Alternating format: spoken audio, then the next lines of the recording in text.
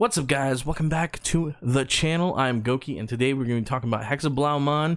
Now, Hexeblaumon did win regionals over the weekend, and kudos to the person that won. It's amazing. Hexeblaumon needed that acknowledgement. It was a meta deck, but it was just hiding, waiting for someone proper to pilot it and win. And the stars aligned, and Hexeblaumon actually won. But we're going to talk about this version, because this version is more control than versus the aggro version that we saw win the regionals. So let's go ahead and talk about it. To start everything off, we play 4 babies. We play the 4 Upamons. Nothing more, nothing less. The 4 Upamons create consistency. It lets you draw when your opponent has no Digi sources. And I wanted consistent babies overall, just no 5th egg. I feel like that breaks consistency for eggs sometimes. And it just overall helps your gameplay stay grounded. For the most part, against security control, you don't really need the 5th egg. The 4th egg is just up to 4 eggs is perfectly fine. So as long as you know how to play the matchup, this actually works. Next, we play 4 Goma and 4 Gugumon. These are your memory gainers.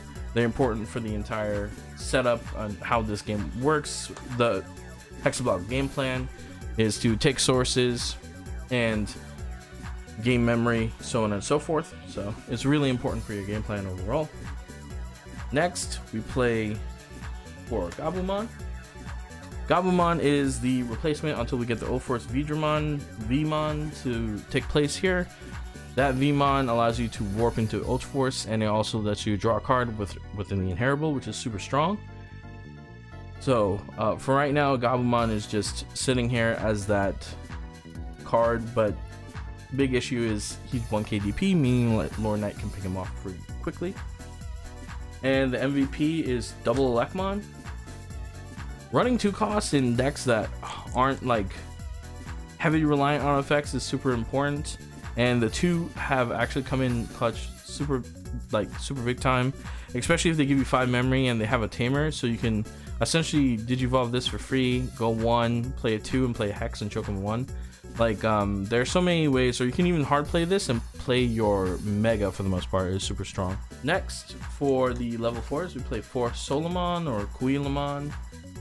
This is the main block of the deck. We don't play Grizzlymon. There's no need to, because you're controlling the opponent most of the time, so you never really let them get the Shotmon unless they hide in raising. And when they hide in raising, it lets you hide in raising as well, and so whoever makes the first move tends to lose. So if you have a Hexeblaumon sitting in raising, it's really hard for them to deal with you.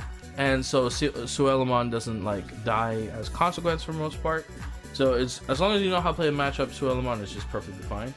Next, if you're really that scared of the matchup, we do play the Gorillamon, but the main reason is so you don't get Nidhogged. Gorillamon is super strong. He's a good beat stick. If he has Upamon and the memory under him, he can go into Crisp Pildramon and gain some memory, and also swing with Upamon. He's also really cheap Evo. This card is just so versatile. Having a vanilla like this is super strong. Then we play 2 Lobomon. Lobomon for game still exists very much in the blue deck, and it comes up quite often. We're not playing a specific card in this deck, so we have to rely on this more for those secret KOs, or those just random, oh, your opponent didn't account for the Tamer, so they die. And then we play Pyromon or Pildramon. Pildramon is one of, when it goes off, it's good, but it's mostly inconsistent for the most part. I don't think you should ever have this higher than 2, honestly, but some people find it differently. This is only good if people have their Digimon out and not out and about. And this isn't a good way to answer Lord Knight stuff, but I mean, trashing 2 sources is really good. So doing this and Sora and Joa at the same time is pretty insane in this deck. But the stats are killer. Just being 4K is a huge issue. 4 Crisp Pildramon, it's your best ultimate. It's the most generic ultimate you have. Generically good ultimate this deck has, except the Weird Guru promo. And spoiler alert, we don't play that card. But the 4 Crisp lets you go a game a lot faster. Dumps a source on every single one of the opponent's Digis, which is super strong. And it's a 7k beat stick, so it's slightly above average for most level 5s, so it's pretty strong. Then we play 2 Gugumon. Gugumon lets you bounce things. This is super huge, especially in purple matchup. You can bounce Digimons, anything that stunts your memory gain, and then you can just go nuts. And bonus effect, this also has 3k DP added to it when you have a Tamer on board. So it doesn't have to be a blue Tamer, it could just be a Tamer. So if you have Takumi on board and you're drawing cards with it, you can just push this out, bounce a card, Digivolve Hex, and your Hex is now 13, swing over things that you normally wouldn't be able to. Swing over a Chaos Gallant, but they're not expecting it, so on and so forth. So it's like a really good card overall. You can swing over 12Ks, or you can even crash into Nidhogg if you really want to, but yeah, this is a super strong card. I really do like it. It also makes another card extremely big and extremely powerful. And then 2 Bassetmons. Bassetmon is 2 cost vanilla for ultimates. This is important because if you have 5 memory, you can pretty much turbo your way into a Hexeblaumon raising. So you pretty much can go Digivolve, play your baby, then 1 cost, 2 cost, and then Hexeblaumon. So that adds up to 6. It'll end up choking your opponent at 1, and you just have a Hexeblaumon racing, weighing, and ready to go. So this is a huge deal, actually.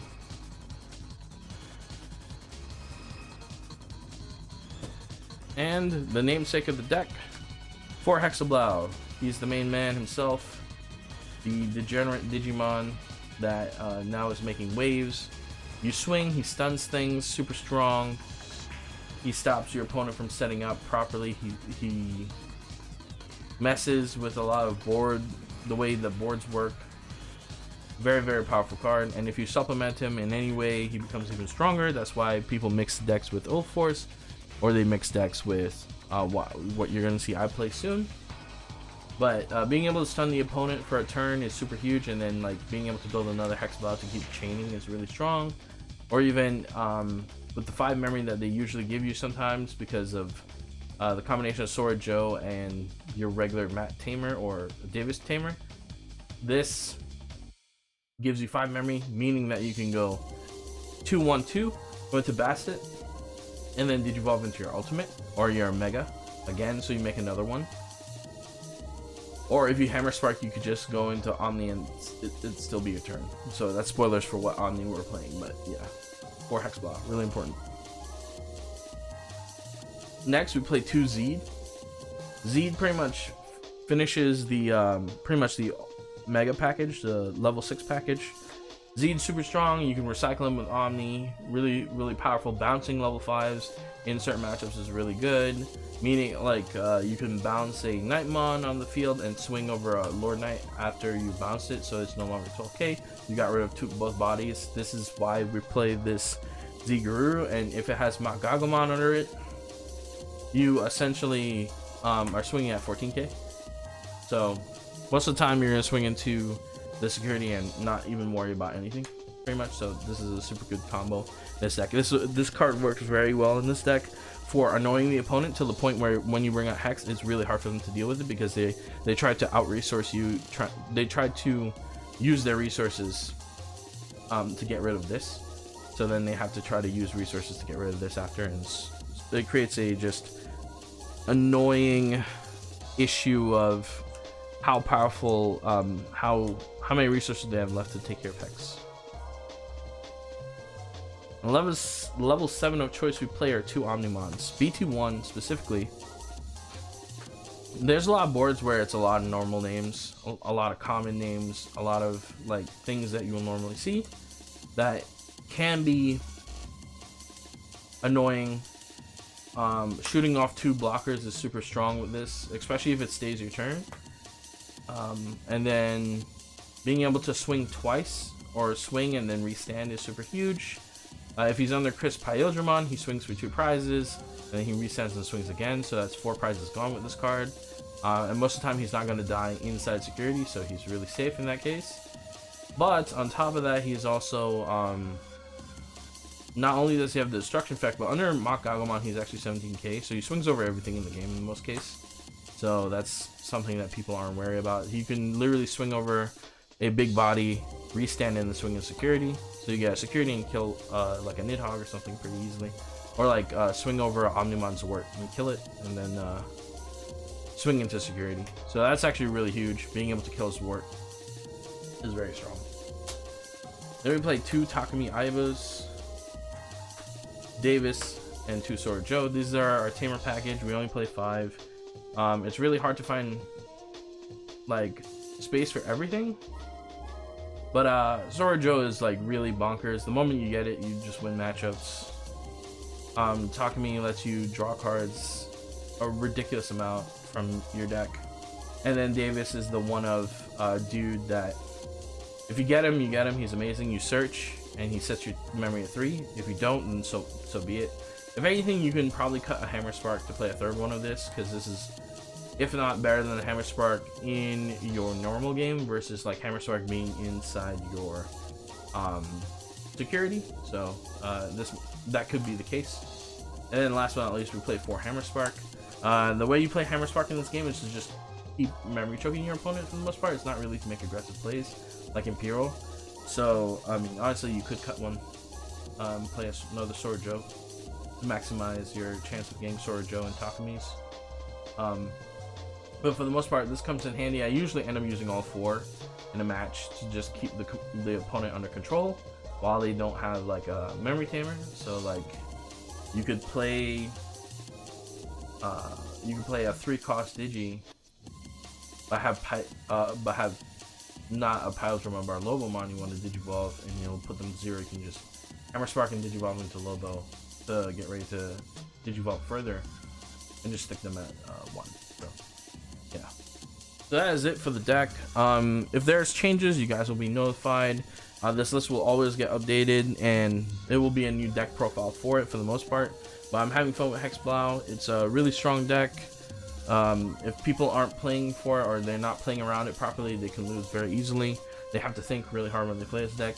Security control, as long as you have Sora Joes out, there's not a lot they can handle from you. So for the most part, it's really, really solid.